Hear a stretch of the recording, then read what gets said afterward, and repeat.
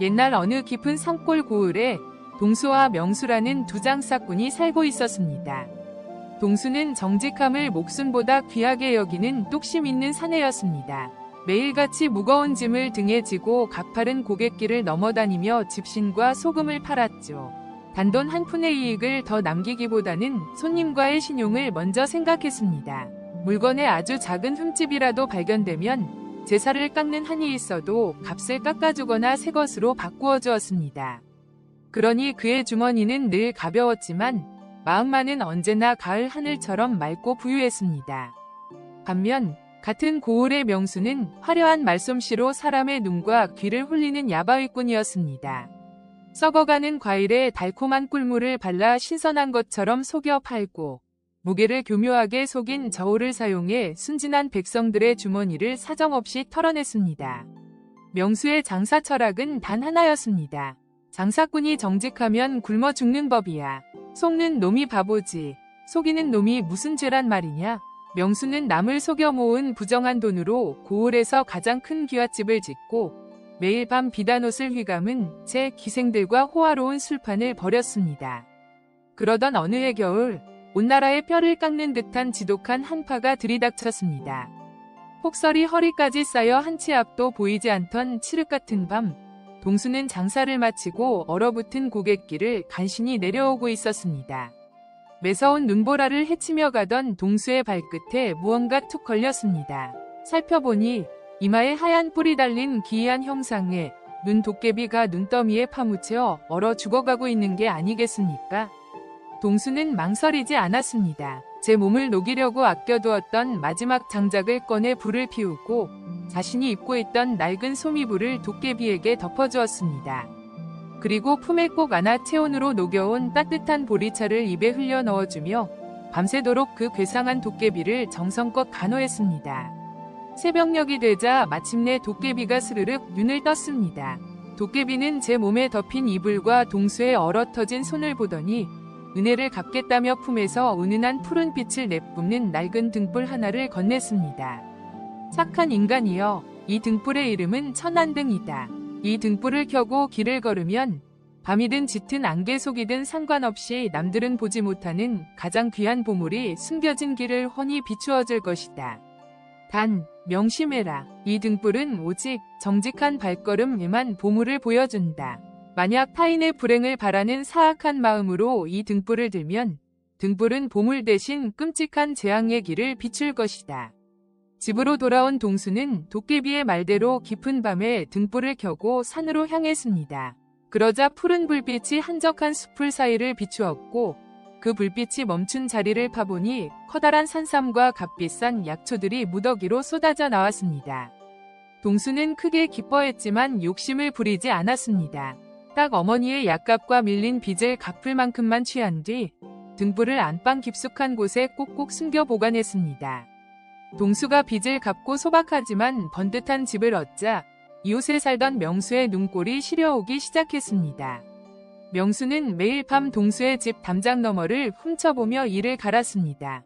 저 미련한 집신 장수놈이 갑자기 돈을 어디서 구했단 말인가. 분명 내 모르는 엄청난 밀수를 하거나 보물을 찾은 게 틀림없다. 내 저놈의 비밀을 반드시 파헤치고 말리라. 질투심에 눈이 먼 명수는 동수가 장사를 나간 틈을 타담을 넘었습니다. 동수의 안방 서랍과 장롱을 샅샅이 뒤지던 명수는 마침내 벽 깊은 곳에 숨겨진 푸른빛의 천안등을 발견했습니다. 등불 겉면에 새겨진 기이한 문양을 본 명수는 직감했습니다. 이것이 바로 소문으로만 듣던 도깨비의 보물이라는 것을요. 흐흐흐, 이 영험한 보물이 저 따위 천한 놈의 손에 있다니. 돼지 목에 진주 목걸이구나. 이것만 있으면 나는 이 나라 최고의 거부가 될 수 있어.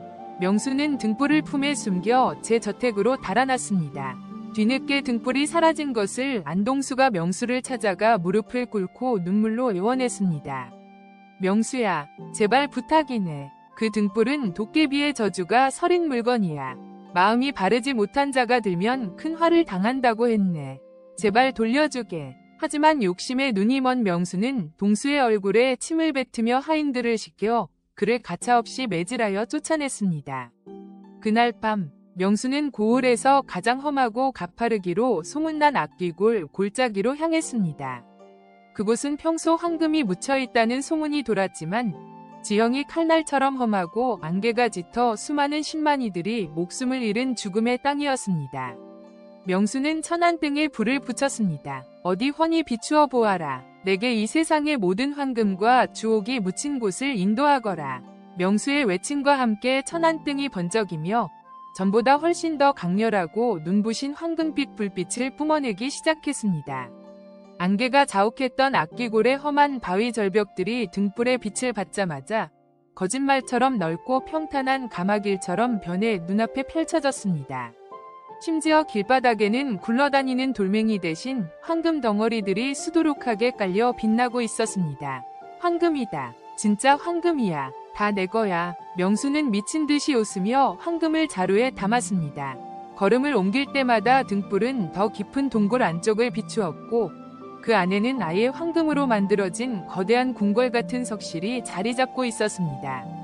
명수는 정신을 잃고 석실 한가운데 있는 황금 왕자로 걸어가 그 위에 털썩 주저앉았습니다.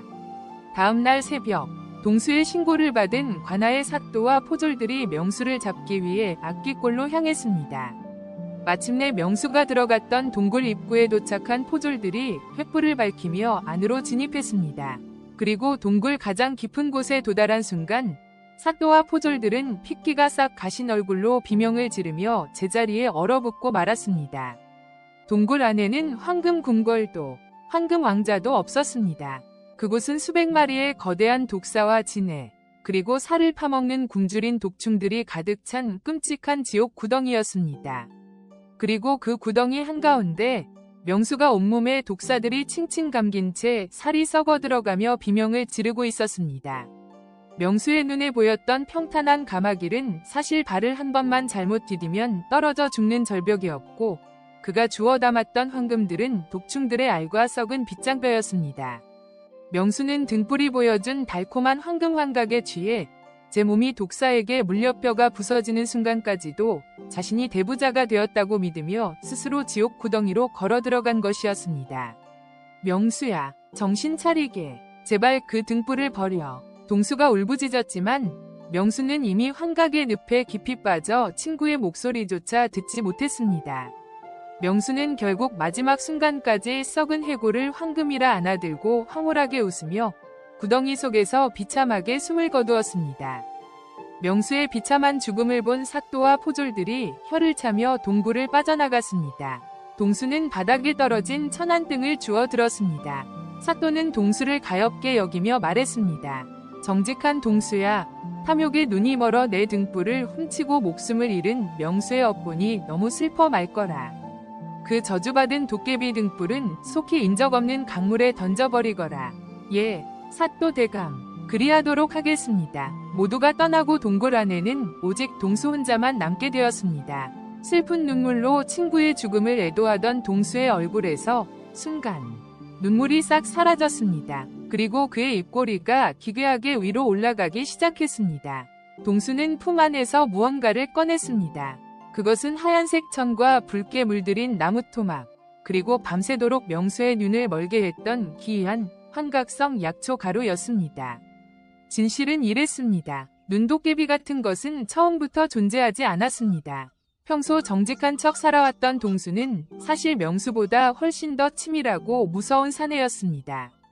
동수는 명수가 자신을 시기하고 언젠가 제 물건을 훔쳐갈 탐욕스러운 인간이라는 것을 정확히 꿰뚫고 있었습니다. 그 겨울밤, 동수가 고갯길에서 발견한 것은 도깨비가 아니라 한파에 정신을 잃고 쓰러진 이름 없는 미친 불황자였습니다. 동수는 그 불황자의 머리에 붉은 나무뿔을 묶어 도깨비처럼 위장한 뒤 명수가 지나갈 길목에 연출해 놓았던 것입니다. 그리고 동수가 산에서 찾아냈다는 산삼과 약초들은 도깨비의 능력이 아니라 동수가 수년간 고갯길을 넘나들며 눈여겨보았던 비밀 장소를 일부러 명수에게 흘리기 위해 꺼내온 것에 불과했습니다. 가장 소름 돋는 것은 명수가 훔쳐간 천안등이었습니다. 동수는 등불 안쪽에 불이 붙으면 인체에 치명적인 환각을 일으키는 독초 성분의 기름을 가득 채워두었습니다. 명수가 악귀골의 어둠 속에서 그 등불을 켜고 숨을 들이마시는 순간 뇌가 마비되어 눈앞의 모든 끔찍한 구덩이가 황금 궁궐로 보이는 지독한 광기에 사로잡히도록 완벽하게 설계한 것이었습니다. 동수는 죽은 명수의 시체를 차갑게 내려다보며 등불에 남아있던 황각기름을 바닥에 모두 쏟아버렸습니다. 명수야, 장사꾼이 정직하면 굶어 죽는다고 했지? 맞아. 나는 정직하게 집신을 판 게 아니라 정직하다는 가면을 판 것이란다. 속는 놈이 바보라고 했으니 너는 내 말대로 바보처럼 죽은 개지. 동수는 아무 일도 없었다는 듯 다시 세상에서 가장 선량하고 정직한 표정을 지으며 동굴 밖으로 걸어 나왔습니다. 명수의 그 어마어마한 기와집과 남겨진 재산들은 명수를 고발하고 유일한 피해자로 남은 정직한 장사꾼 동수의 차지로 돌아갔습니다. 남을 속이는 가벼운 악인은 결국 자신이 지은 업보에 걸려 넘어지지만 선량함의 탈을 쓴 치밀한 악인은 법과 세상마저 완벽하게 속인다는 차갑고도 잔혹한 인간의 본성을 담은 이야기였습니다.